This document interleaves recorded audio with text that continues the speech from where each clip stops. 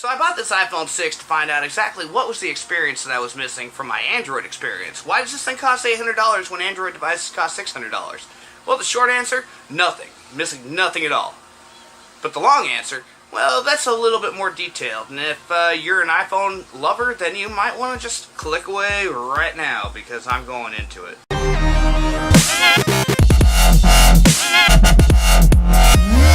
See, I purchased this device with the intent of using it for just 1 month, and then that quickly became, alright, well, you know what, let's just do this for 1 week. And then after about 5 days, I was like, you know what, that's enough. I've seen everything iPhone has to offer. Without jailbreaks, this thing is worthless. But now, the iPhone 6 isn't all bad.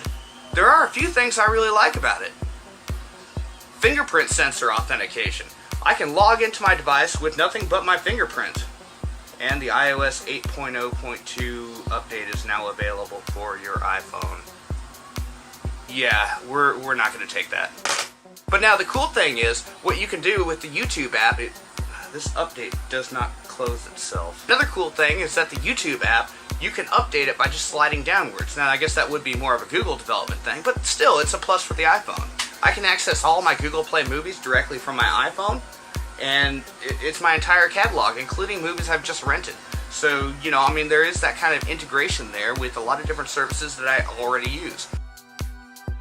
Alright, so as you can see, my iPhone here is at 39% battery. We're going to try out the new Apple Wave technology.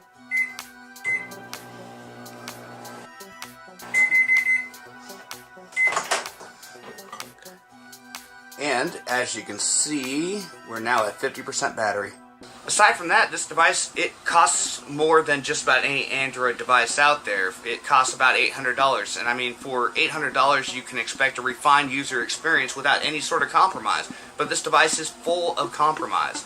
Now, let's start off with talking about the alarm clock on this device. If you go into the alarm clock app on an iPhone, you can find out that there is no way to independently control the alarms on it. So if you start up any alarm at all, you see there's no volume control there. So if you turn down the volume, say you're playing a game late at night in bed, you turn down the volume, you have to remember to turn it back up and put the phone on silent so you're not getting notifications all night. You have to remember to turn the volume back up, otherwise it will not notify you in the morning. The alarm volume, there's no separate alarm volume on this device. That's a problem. That's a big problem. I mean, do you know of any iPhone users who use their phone to wake up in the morning? That's an emergency device in this case, because you can't depend on the volume always being there and available to wake you up. But it's not just the alarm app, the email app sucks as well. If you want to read email in the email app, you have to actually wait for each one to download as you go through it. You can't just swipe left and right. There's buttons up at the top here that let you get to the next email, but swiping left and right, no.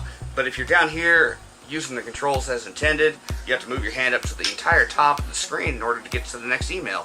Now, that isn't so bad as having to wait for the emails to download for each email, because I get like 200 emails a day, and spending about twice as long waiting for it to download when I'm on 3G than actually reading it is a pretty enormous amount of time spent waiting on the iPhone. Now, it doesn't just make you wait, there's also locking you out. If you put in the wrong PIN number on the phone a few times, you can lock out the phone. My son did this to me, and it locked me out for about 20 minutes. So what is going on with these overpriced cables? I mean, seriously, like, why is this cable $30? Why is this cable $30 or $40 sometimes?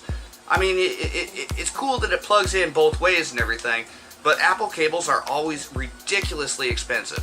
You know, I just purchased a set of cables like this one from China for about $20, and I have 15 of them. On the iPhone, every single browser that you use to surf the internet is Safari.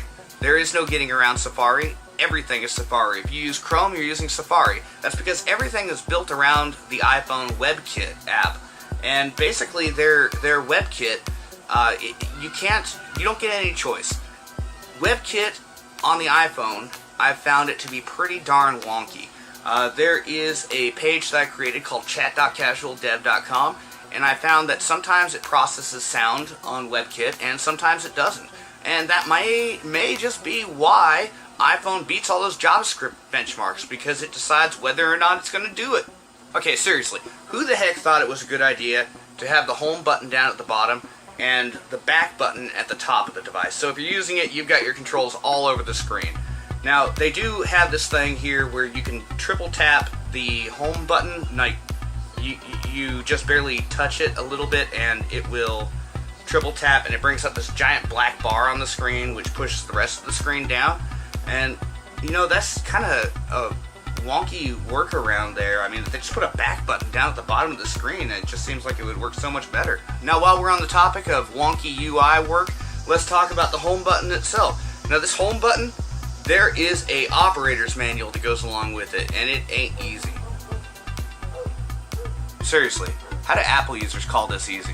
I mean, really? Finally, they screwed up the size of the screen. Now, for an optimum user experience, you would have to take in ergonomics. Well, here's a 4.7-inch screen. You can reach all corners of the 4.7-inch screen.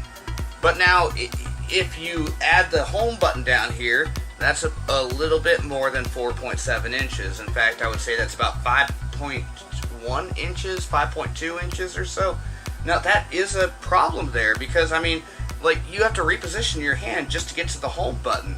And, I mean, you know, I guess, you know, that's not a big deal or anything, but for $800, it should be a perfect user experience. I didn't want a phablet when I got my device. I wanted a phone.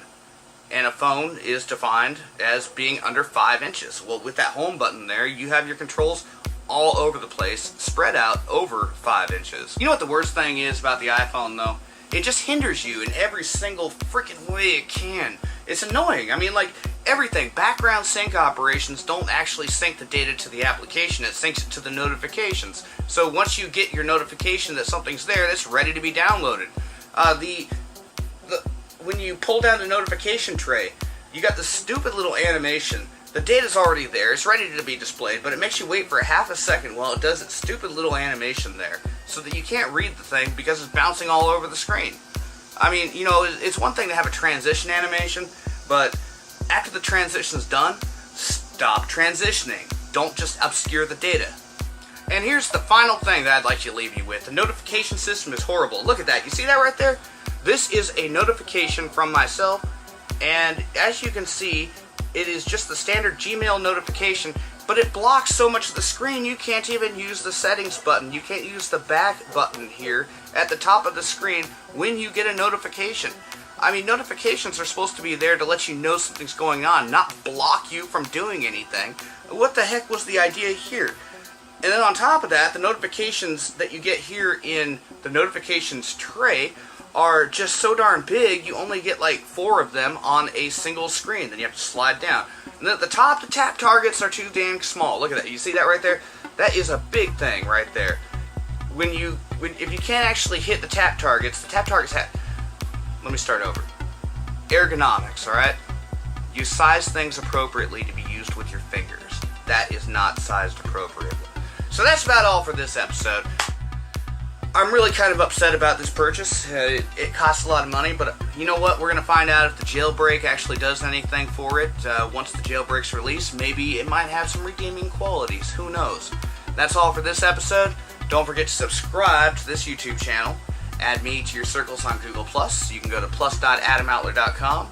And until next time, don't buy an iPhone.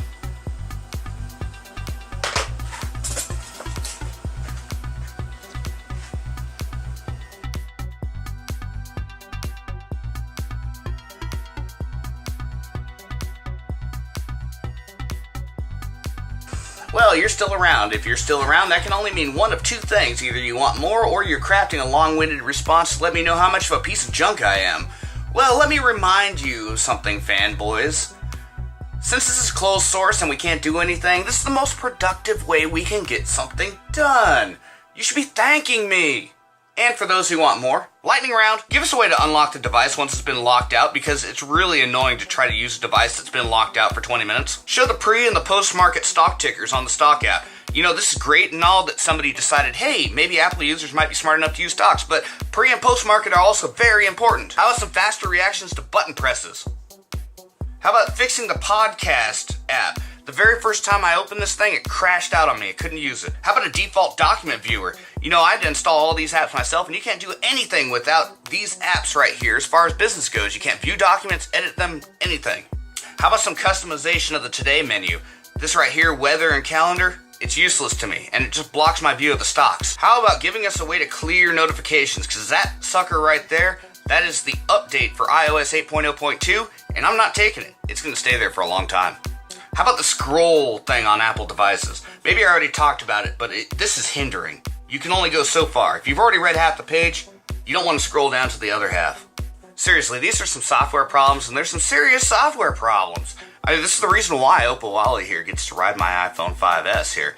You know, done with the software though, let's talk a little bit about the hardware and wrap this thing up. Fix the handheld position of these speakers. You see these speakers right here? Perfect for blocking when you're trying to make a video call.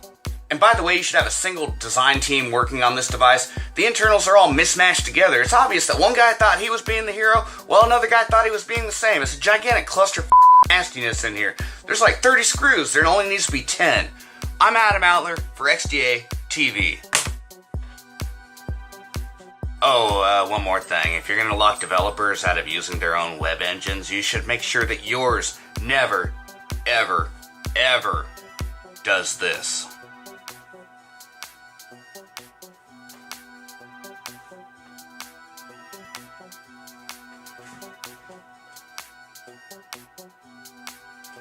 Man, I can't believe I made it through that whole entire video without mentioning Bengate or the botched firmware update.